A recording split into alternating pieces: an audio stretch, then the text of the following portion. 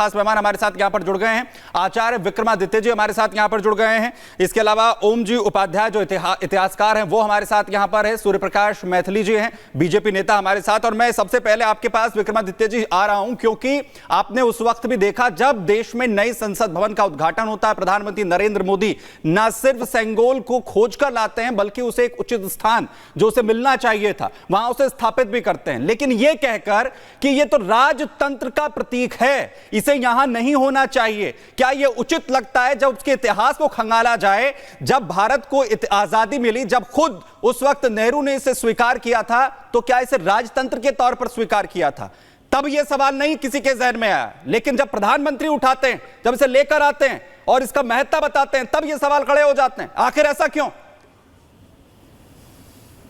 आप मुझसे पूछ रहे हैं? जी जी विक्रमादित्य जी। देखिए, भारतीय संस्कृति में हमारे राजशाही नहीं रही। हमारे यहाँ राजा जो था वो वास्तविक तौर पर धर्म का प्रतीक माना जाता था।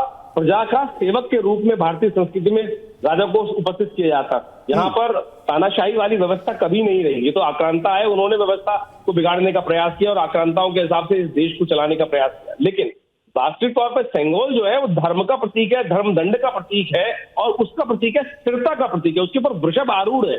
वृषभ आरूढ़ का मतलब है सबसे ज्यादा यदि कोई शांत जीव हो सकता है तो वृषभ के रूप में ही वहां पर उसको उपस्थित किया गया है। शांत स्वरूप में बैठकर सदा सेवा में तत्पर। यदि आप देखें, वृषभ का एक टांग आगे की तरफ है और वो वास्तविक तौर पर दिखाती है कि जब भी किसी को आवश्यकता हो तो मैं तदा। देखिए, ये चिन्ह है, ये वास्तविक तौर पर चिन्ह है सेवा के हिसाब से। इसको प्रतीकात्मक रूप में भारतीय संस्कृति में जिस प्रकार से इनको रखा गया है उनको समझना चाहिए। समृद्धि का प्रतीक है, संपदा का प्रतीक है। इन सब के दृष्टिकोण से ठीक है। ओम जी उपाध्याय जो कि इतिहासकार हैं वो भी हमारे साथ बने हुए हैं। ओम जी उपाध्याय, ये सवाल अब आपके लिए है क्योंकि आप इतिहासकार हैं। थोड़ा इतिहास जरा बताइए हमारे दर्शकों को, उनका थोड़ा मार्गदर्शन करिए कि ये कोई ऐसा विषय है जिस पर राजनीति की जाए।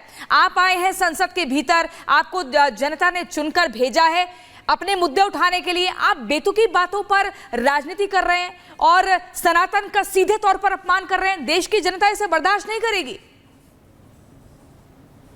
बिल्कुल, देखिए, सेंगोल जो है वो हमारी बहुत समृद्ध संस्कृति का, हमारी परंपराओं का प्रतीक है।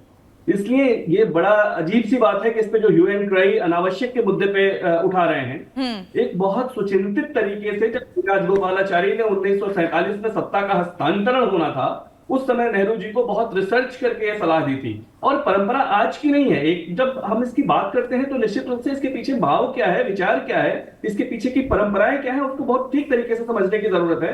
5000 साल पुराना राजदंड का, धर्मदंड का इतिहास है जिसे हम धर्मदंड कहते हैं। बेसिकली जब राजा राज्याभिषेक के समय, मैं तो इतिहास के विद्यार्थी के रूप में जब अपने कई सारे इस तरह के शास्त्रीय ग्रंथों को पढ़ता हूं तो बड़ा चमत्कृत होता हूं। ऐतरेय ब्राह्मण और सतपथ ब्राह्मण में जिस तरह वर्णन है राज्याभिषेक का, कि राजा जब अपने गद्दी पे आसीन होता था उसको ये लगने लगता था कि अब मुझसे ऊपर कोई नहीं है। उस समय एक पलाश के दंड से उसके सर पे 3 बार प्रहार करके जब उसका जो पुरोहित है वो उसे बताता था कि नहीं, धर्म दंडो, तुम्हारे ऊपर धर्म का दंड, तुम्हारे ऊपर धर्म है।